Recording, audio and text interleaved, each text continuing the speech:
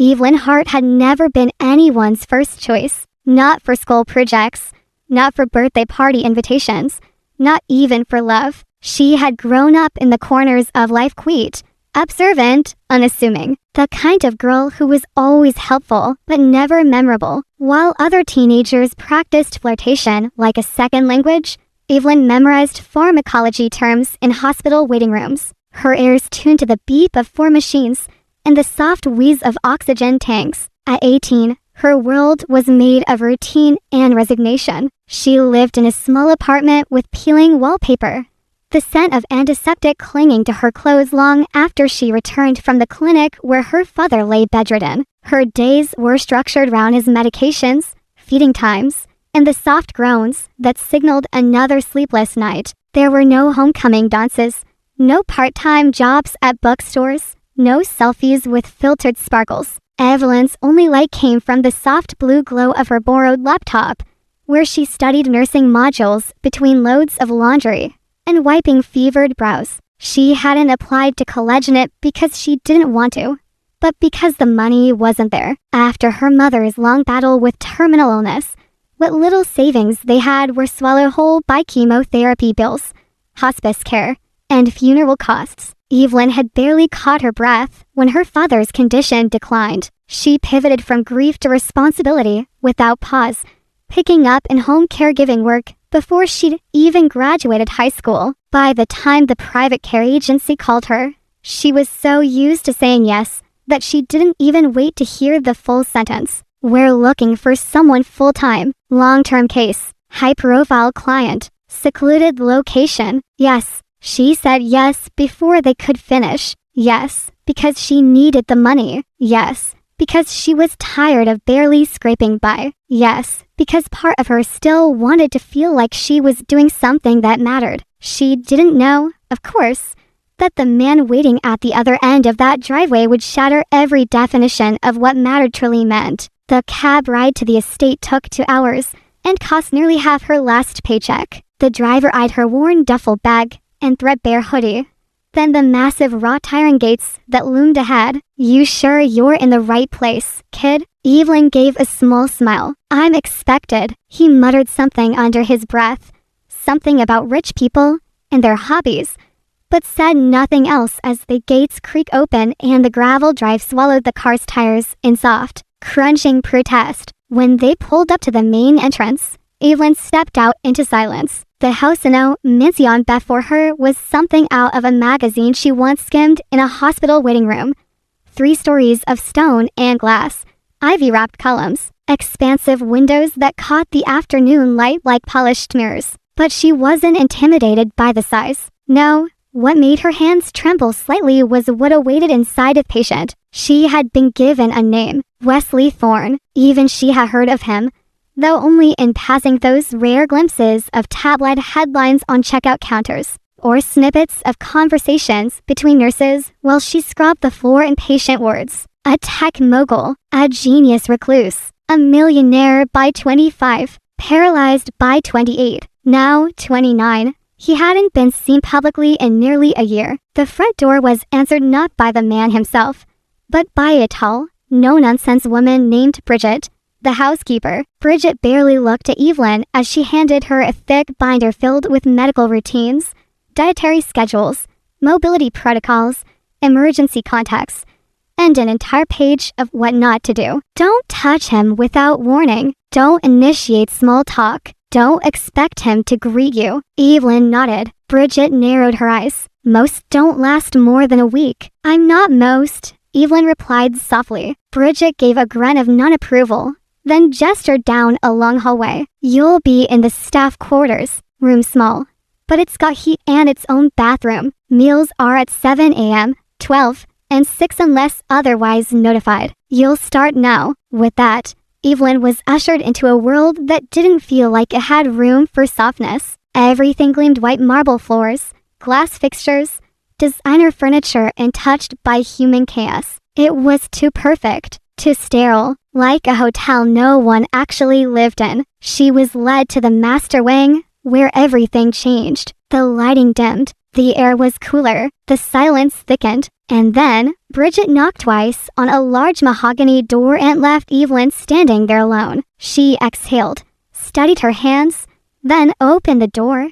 The room was vast, like something out of an architectural spread. Dark wood paneling, a stone fireplace, massive windows overlooking the mountain ridge. But Evelyn barely registered the luxury. All her attention was drawn to the man seated near the window, back turned. Wesley Thorne. Even in profile, he was striking. Sharp jawline, tousled dark hair, broad shoulders slumped ever so slightly. His wheelchair, sleek and modern, hummed faintly, a testament to its customized engineering. He didn't turn to look at her. She stepped in slowly, setting his morning supplements down beside a tall glass of water. Still silence. "I'll be assisting with your care," she said gently. "Nothing. I've reviewed your schedule. Unless there's something you'd like to add." Still nothing. Then, without turning his head, he spoke. His voice was low, even, and colder than the breeze outside the window. "Are you quitting this week or next?" There was no sarcasm in his tone, no jest, just cold,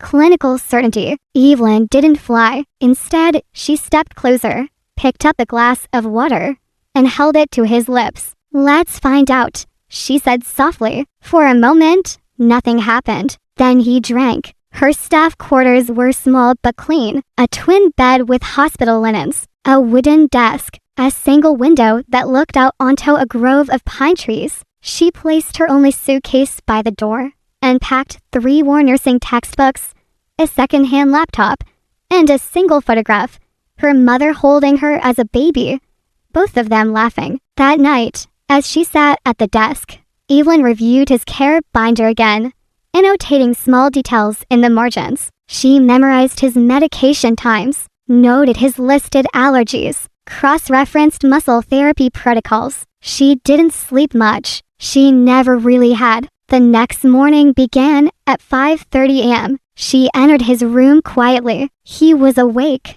staring out the window again. She announced each step as she muttered, checking vitals, preparing the brace, adjusting the backrest angle. He didn't respond, didn't speak, but he didn't resist. By the 3rd day, she noticed something. He no longer tensed when she entered the room. By the 5th day, he didn't look away when she spoke. By the 7th, when she asked, "Would you like music during stretches?" he said one word, "Classical." She played Debussy, and for the first time, she saw his eyes close, not in pain, but in something resembling rest. The mansion had no clocks. Evelyn noticed it on her 2nd day. There were no ticking hands to mark the hours, no gentle chimes to guide the rhythm of the day. Time here was a strange, suspended thing. Mornings bled into afternoons. Afternoons dissolved into the soft hush of twilight. Without bells or alarms, it felt less like a home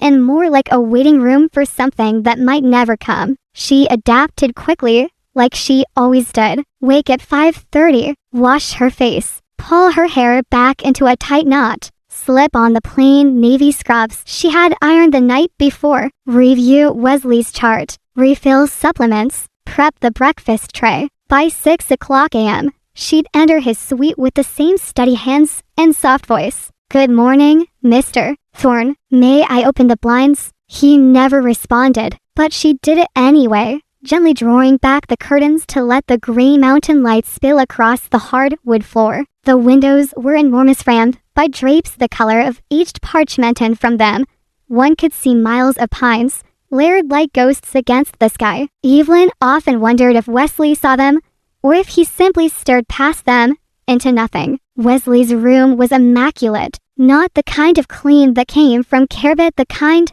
that came from avoidance. His bookshelves were lined with unread titles. The fireplace was spotless, unused. His dresser drawers were alphabetized, labeled. His bed sheets never rumpled. Everything in the room obeyed a sterile order, a command to never disrupt, never feel. The only signs of life were the medical monitor machines that hummed quietly, tracking blood pressure, oxygen, neural stimulation. Evelyn learned their tones quickly, like someone memorizing a lullaby. But what struck her most was the silence, not just from Wesley but from the walls themselves. This was not a room of healing. It was a fortress, a place where a man had chosen to shrink the world into routines and refusals, into withdrawal. And still, Evelyn returned each day, not to break the silence but to live in it with him. On her fourth morning, Bridget caught her in the kitchen, preparing a tray of fresh fruit. "You're wasting your time," she said flatly,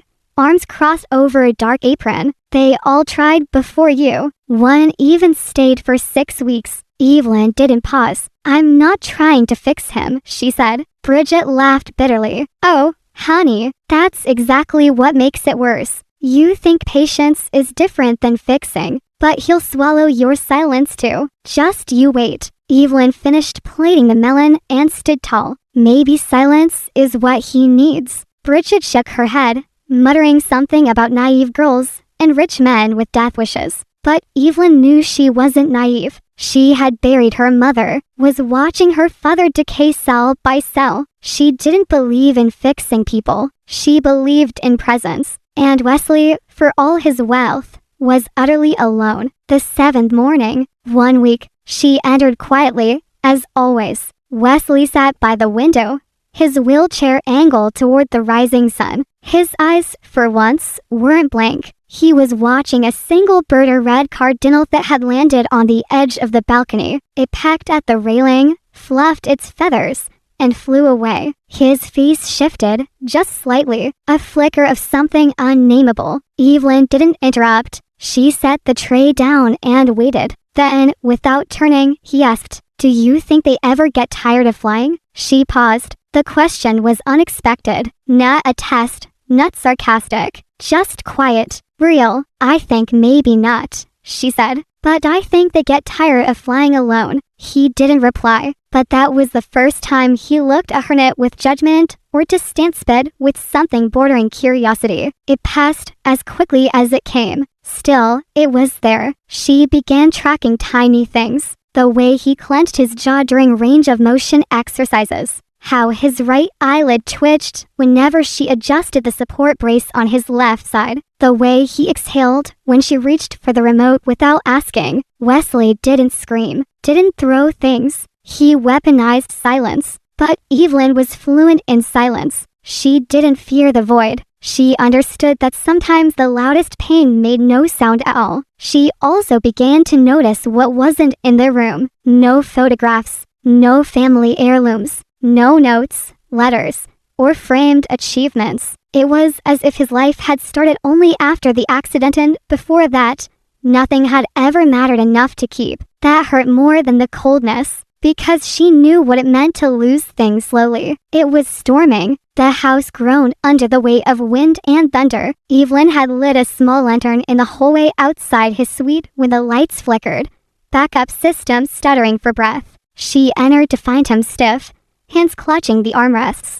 "Power's out," she said softly, "but emergency protocols should kick in within minutes." He didn't move. She stepped closer, then knelt beside him and placed her hand gently over his. "You're safe," she whispered. "I'm here." After a moment, he said quietly, "I'm not afraid of the dark." "I didn't say you were." Another pause. Then, "It's the only place I'm not reminded of everything I've lost." She nodded. "Then let me be your light." He looked at her, really looked, and for a heartbeat the silence between them wasn't empty, it was sacred. That night, Evelyn wrote in her notebook, "He doesn't need a healer. He needs someone who won't leave, even when the silence hurts, even when he's cruel, even when I'm scared." She paused, then added, "I think I understand him more than I should." One afternoon, she brought a cup of mint tea to his bedside. He was unusually still. "What's that photo on your desk?"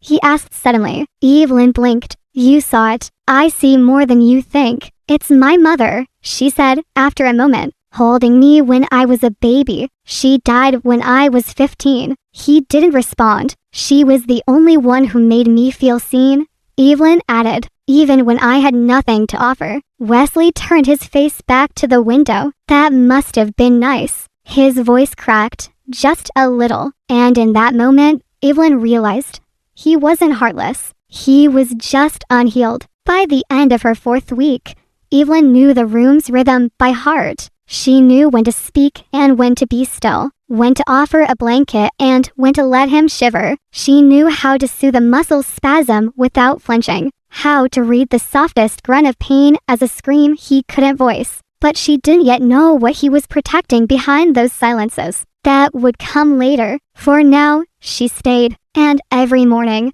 when he asked nothing and she gave everything, the walls of that fortress cracked inch by inch, heartbeat by heartbeat. It started with a smoothie, the kind Evelyn made each morning without expectation, blending Greek yogurt, frozen berries, protein powder, and a dash of almond butter. She'd place it beside Wesley's tray each morning, just after arranging his medication in the correct compartments. And every morning, it sat untouched, as silent as the man himself, until one morning in late March, it was gone. Evelyn blinked at the empty glass. When she came in to tidy up, she didn't ask about it. She simply noted it mentally, cleaned the glass, and left a fresh one the next day. And again it was gone. It was a tiny thing, but in a house where silence was king and change came slower than seasons, the act of drinking a smoothie felt almost radical. That same week, Wesley allowed her to shave him for the first time. He didn't flinch, didn't pull back when her fingers brushed the edge of his jaw. She lathered the cream with quiet precision, her breath steady even as her hands trembled ever so slightly. The rasp of the razor against his skin felt louder than usual, but he remained still. Afterward, he looked at her quite grateful, but not indifferent either. "Thank you," he said, voice quiet. The words hit her harder than she expected. Evelyn learned to read him the way someone reads wind in trees, not directly, but through signs, patterns. When he turned his head a few inches toward her voice, she knew he was listening. When his brow furrowed slightly, he was in pain, but wouldn't admit it. When he blinked twice after a question, it meant maybe that was the closest he ever got to yes. Some days, he watched her instead of the window, not openly, but in the reflections of the glass. She could feel it. There was a rhythm forming, not friendship, not yet, but something just as sacred, coexistence without resistance. One rainy afternoon, Evelyn wandered into the lounge while Wesley napped. A grand piano rested near the corner, its black lacquer dusty, but still regal. She touched one key, then another, a memory surfaced at her mother's hands guiding hers across ivory and ebony. Evelyn sat, exhaled, and began to play. Nothing complex, just a simple melody, hesitant but warm. Behind her, a voice spoke. "Don't stop." She froze. Wesley was at the entrance, wheelchair silent on the carpet. "I thought you were asleep," she said. "I wasn't." He rolled closer. "I was remembering what peace sounds like." Evelyn smiled softly and played again. That night, as she turned out the lights, she found a folded piece of paper on her desk. No name, just a message. "Play again tomorrow." The days blurred, but the nights became sharp. One night, after his mobility exercises, Wesley asked, "Do you believe in soulmates?"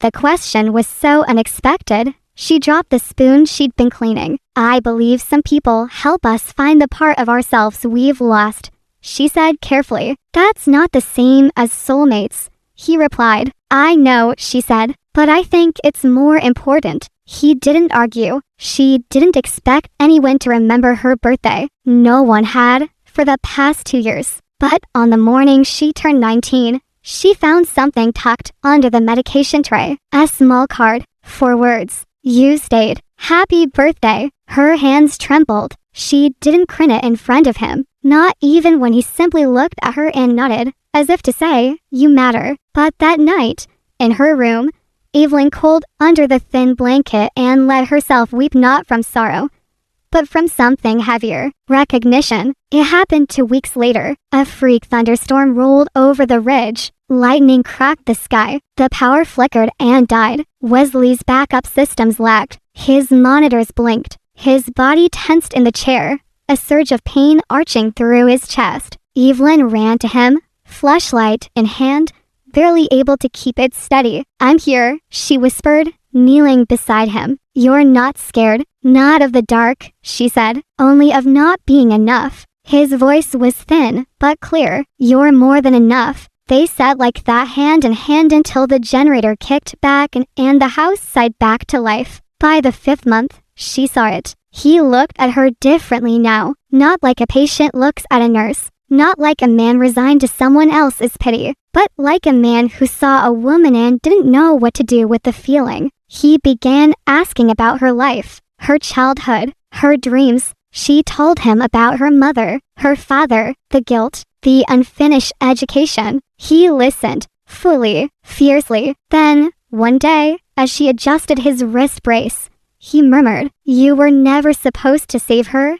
Evelyn. Just love her." That was enough. It shattered her, because no one had ever told her that before, not even herself. One morning, she walked into his room to find him holding a pen, scribbling awkwardly with his right hand. When she asked what he was doing, he crumpled the paper and tossed it into the wastebasket. Just trying. Later, when he wasn't around, Evelyn pulled it out. It read, "I want to stand for her." She folded it gently, pressed it between the pages of her textbook, and every time she read it again, her heart grew a little louder. By now, she knew his routines better than her own. She knew the exact pillow angle that eased his neck, the kind of silence he preferred before breakfast. She knew his pain thresholds, even when he denied them. And more than anything, she knew that something had grown between them, not loud, not reckless but undeniable. A soft war between duty and desire. Neither of them named it, but it didn't need a name. It was in the way his eyes followed her as she left the room, in the way she lingered by the door just a second too long, in the quiet smiles that spoke entire paragraphs. They were still fighting it, but they were losing, gloriously.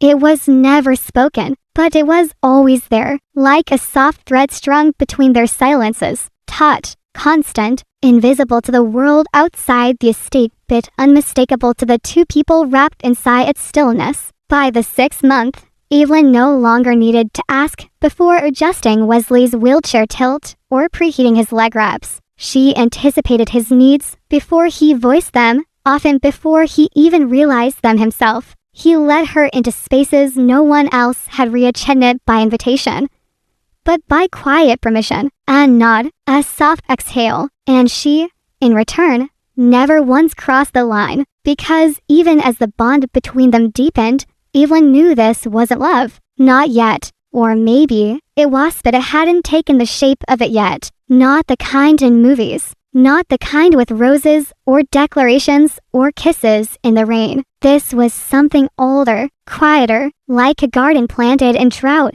and watered in silence. One morning, she caught him watching her, not glancing, not observing, but watching like a man seeing something he'd never expected to find. She had just finished setting up his therapy band. The sunrise filtered in behind her, casting a golden glow across the floor. Her hair had come undone slightly. Her cheeks were flushed from rushing up the stairs. When she turned to ask him if he was ready, she found him already looking at her, eyes steady and blinking. She froze. For a long moment, neither of them spoke. Then, as if shaken from a trance, he said, "Your hair is down." She touched it, suddenly self-conscious. "It falls sometimes," she whispered. "I like it better that way." The moment passed, but it lingered long after he looked away. That night, she left it down on purpose. It began with stories. Wesley had never been good at sharing, but with Evelyn,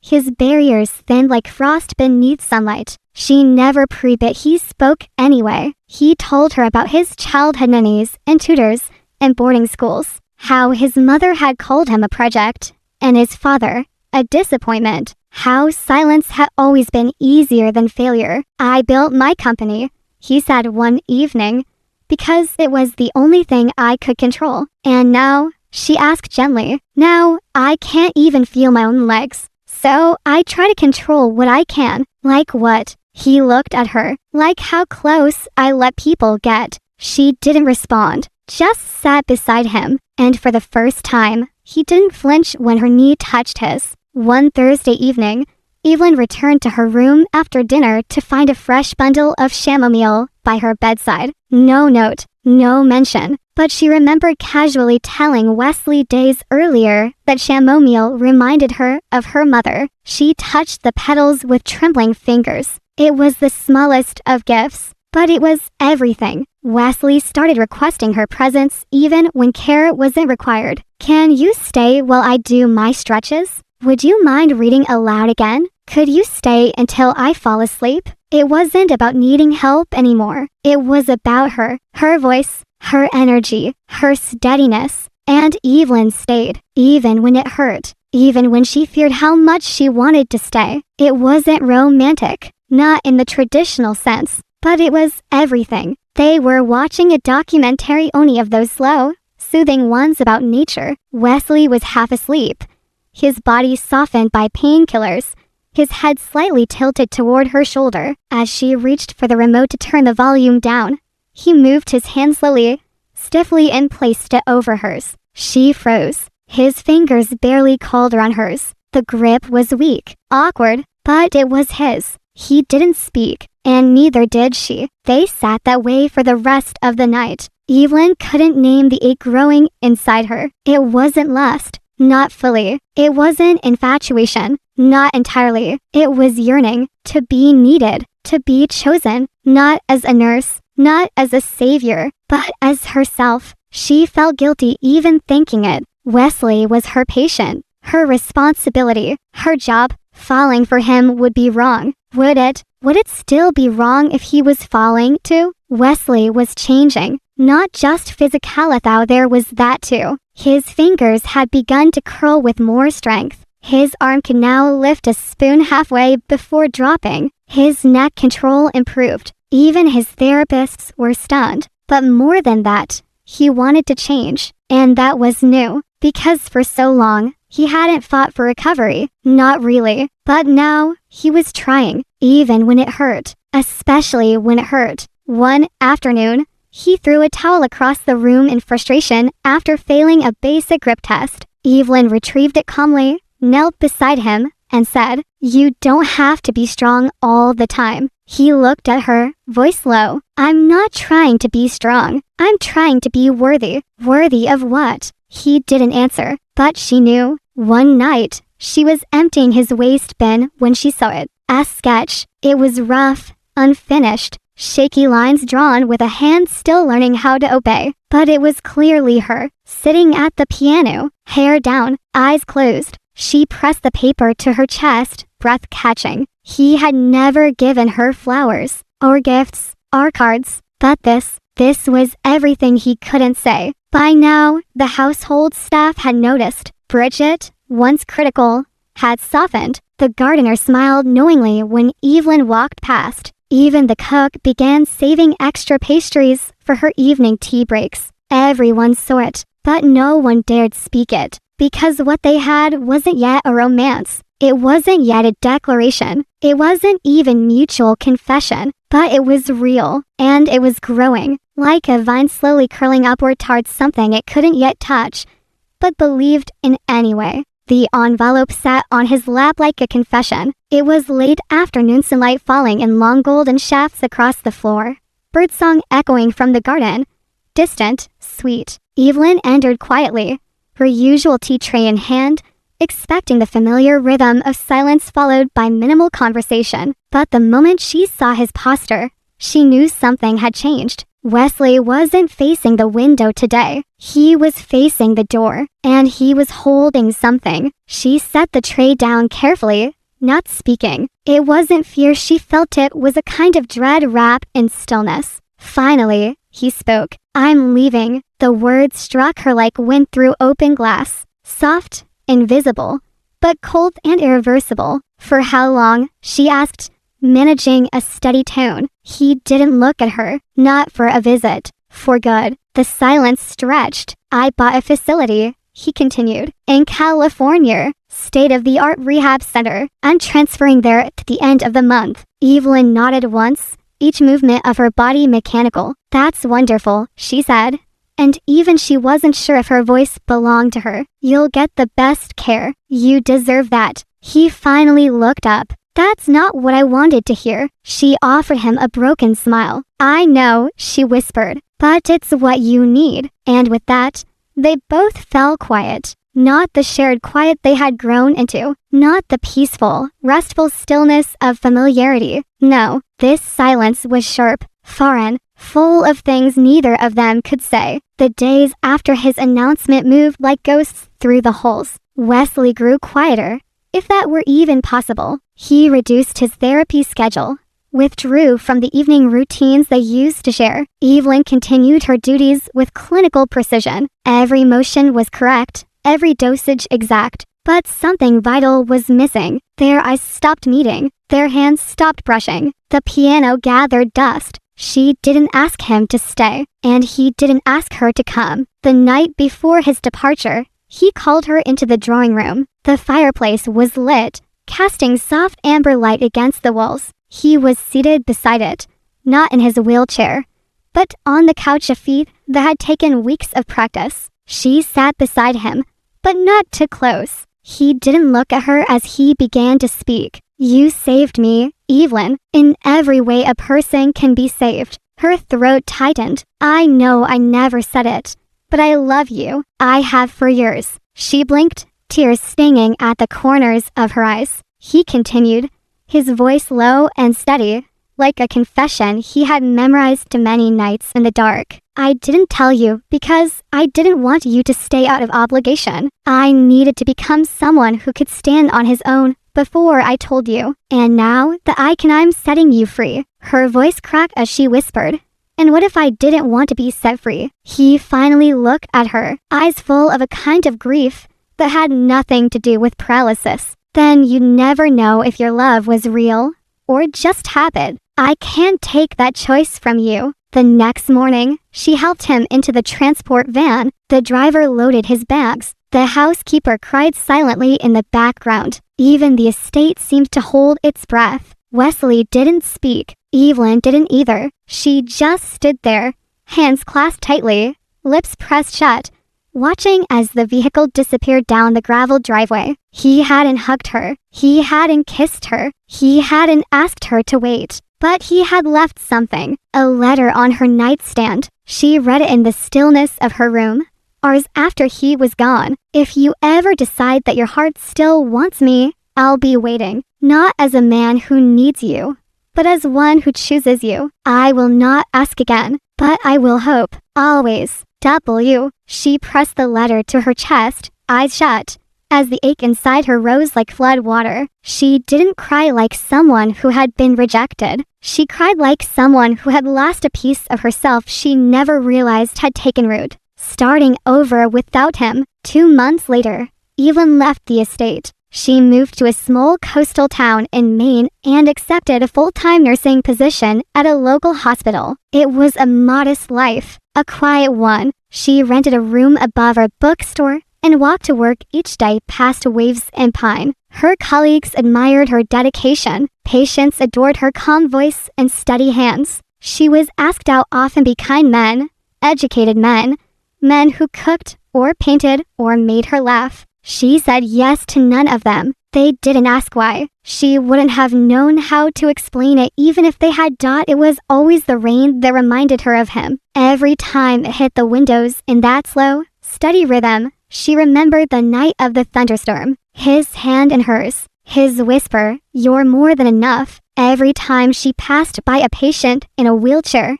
her chest tightened. And every time she stood still long enough, she heard his voice again. "You stayed." The envelope arrived in early December. A colleague of hers of the senior doctors was getting married and had invited the entire hospital staff. Evelyn almost didn't go. She bought a new dress, navy blue with lace trim. Simple, elegant. She did her hair in soft waveless way Wesley once said he liked it. She told herself it was for her, but it wasn't. She arrived early and sat in the back of the ceremony hall, hands folded in her lap, trying to breathe steadily as music filled the room. The couple walked in. Everyone clapped, and then the doors opened again. There was a gasp from the front row. Evelyn turned it slow, unwillingly. Wesley, no wheelchair, no cane, just careful, measured steps down the aisle. The crowd fell into stunned silence. Her heart stopped. He approached slowly, eyes locked on hers, not bothering to glance at the shocked bride and groom. "You told me," he said, voice low but steady, "that I'd know my love was real when I could walk without needing you to hold me up." He paused. "Well, I walked another step, and I'm still in love with you." He knelt, wincing slightly, and pulled out a small velvet box. "I don't want you to stay because you feel responsible. I want you to come home because I'm yours if you still want me." Evelyn's knees gave out. She stepped forward slowly, tears streaking down her cheeks. And then, in front of strangers, co-workers, and an entire wedding party frozen in awe, she whispered, "I never stopped." They didn't kiss immediately. They just stood there, in the middle of someone else's wedding aisle, locked in a gaze that had waited 10 years to be seen. Her tears were not frantic. His hands were not desperate. There was no music swelling, no applause erupting, just a moment suspended in absolute truth. And then Evelyn stepped forward, took Wesley's face in her hands, and whispered again, "I never stopped." They returned to Vermont 1 week later, not with trumpets or suitcases full of plans, but with a quiet kind of resolve. The kind you don't announce, you just carry. Wesley had moved out of the estate for 2 years. In that time, the West Wing had been repurposed for new patients in his rehab network. His room had been emptied of its former ghosts, repainted with sunlight and filled with updated equipment. But Evelyn didn't return as a caregiver. She returned as a woman who had chosen. And Wesley, no longer just a man who needed, had become someone who offered.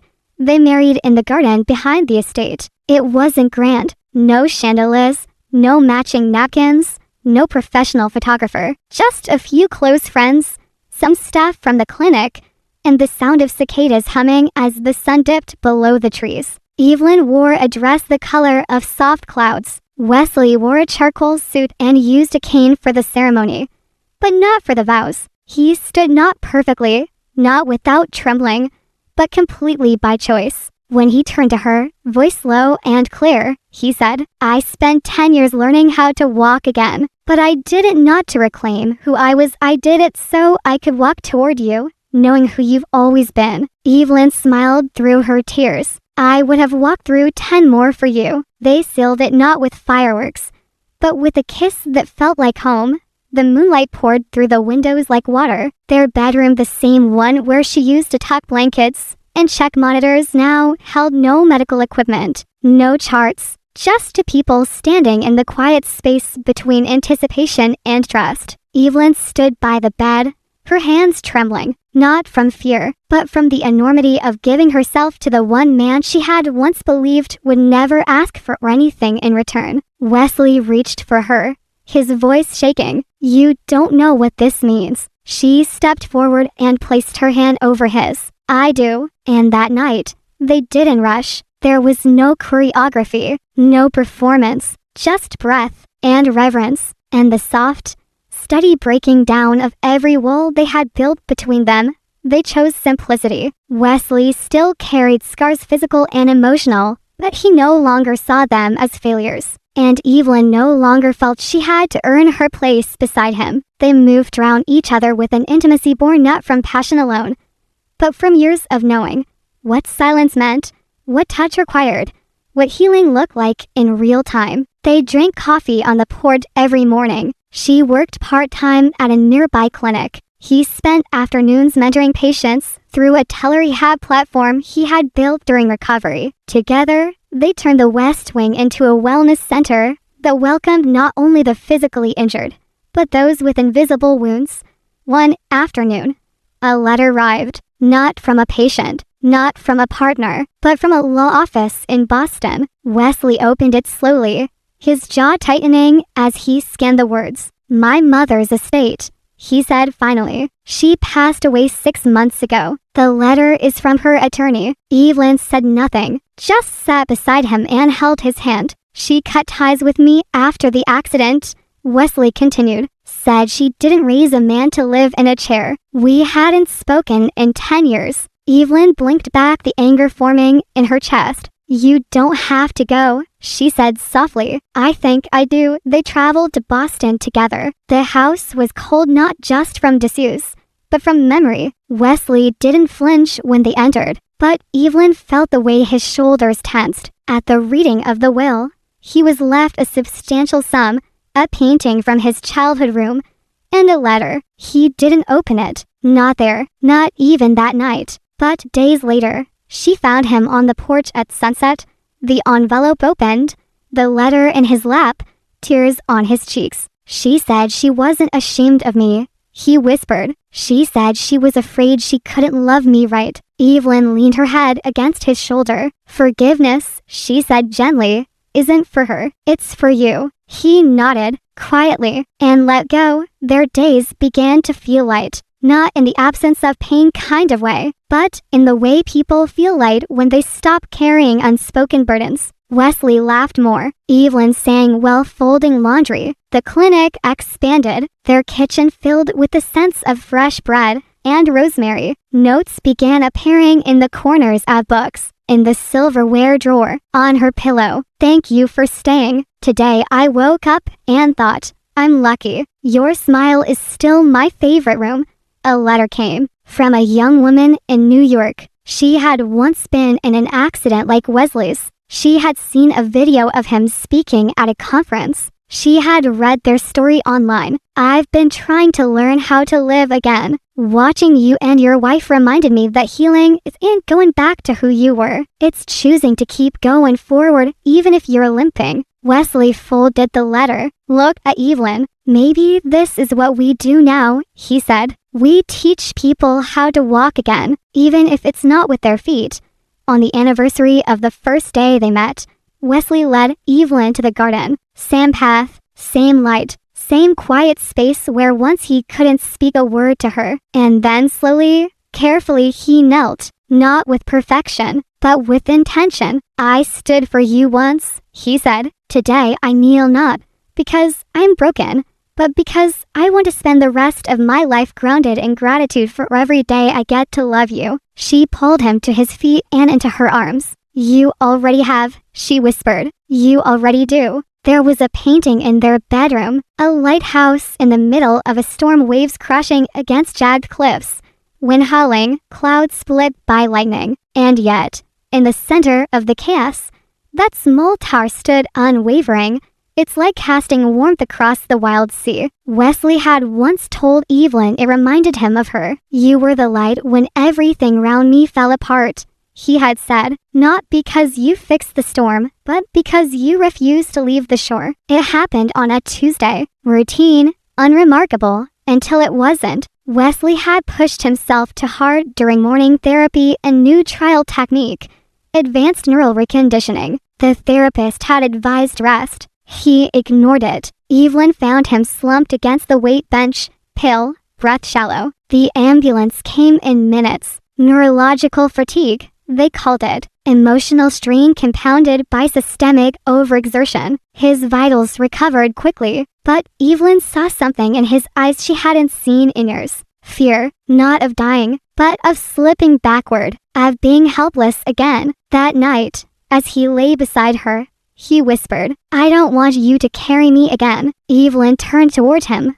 her voice steady. I never carried you, Wes. We walked through it together. He was quiet for a long time before murmuring. You were never heavy, she said. You were home.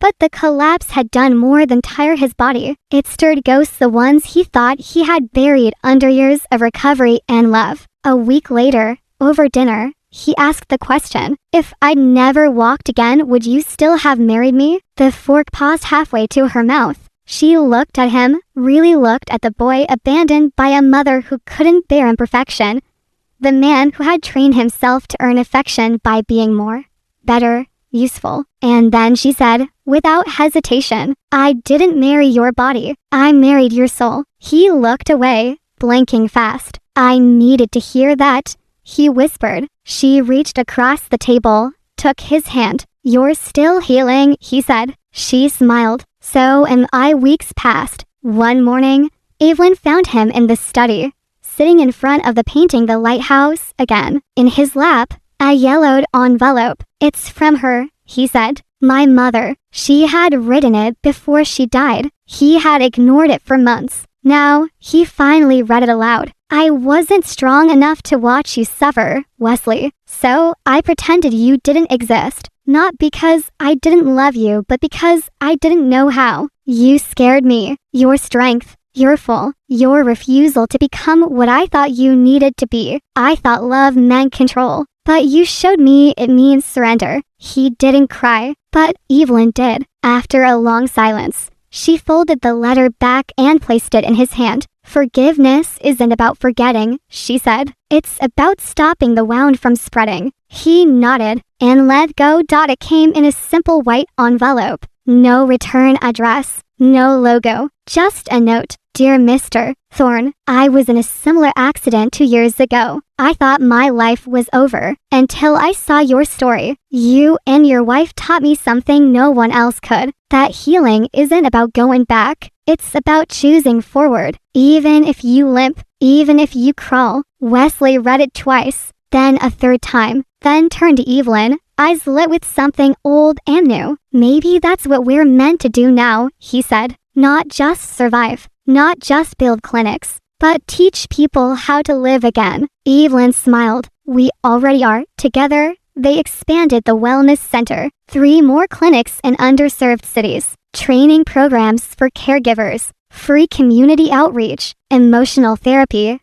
Not just physical. They brought in specialists, some former patients, some longtime supporters. They turned trauma into curriculum, grief into testimony, and always, at the core of it all, was their story. Not told loudly, not plastered across headlines, but whispered, shared between people who had lost their voices and were learning to speak again. 10 years to the day, Evelyn stood in the garden, just as she had a decade ago, when she first walked through the doors of the Vermont estate and offered tea to a man who wouldn't look at her. Now, he walked toward her, no cane, still careful, still imperfect, but upright, steady. He knelt again and said, 10 years ago, I stood for you. Today, I kneel not because I am weak, but because I want to spend every breath I have thanking you for every breath you helped me keep. She didn't let him finish. She pulled him into her arms, tears streaming down both their faces. You already have, she whispered. You already do.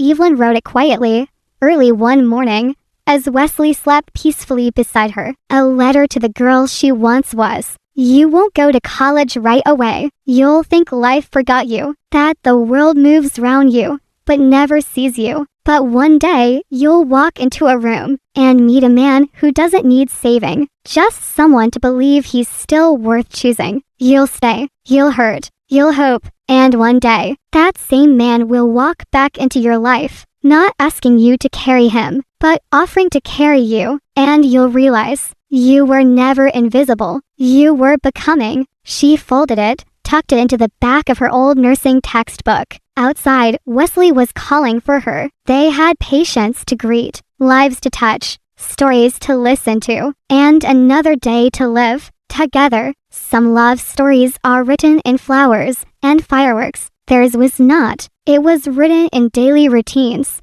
coffee mugs, late night stretches, and soft music in silent rooms. It was built not in passion, but in presence. Not in declarations, but in decisions. 10 years. 10 quiet, sacred, ordinary years. But when stitched together they made something unshakable. Not perfect, not painless, but whole. And that, in the end, made it the most romantic story of all.